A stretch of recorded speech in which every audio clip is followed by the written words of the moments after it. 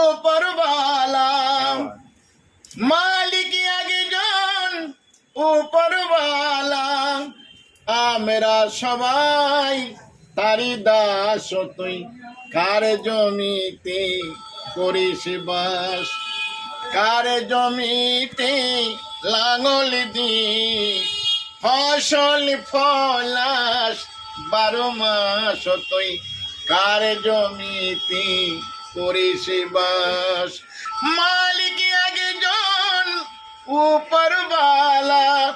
এটা কি তাই বলেছ?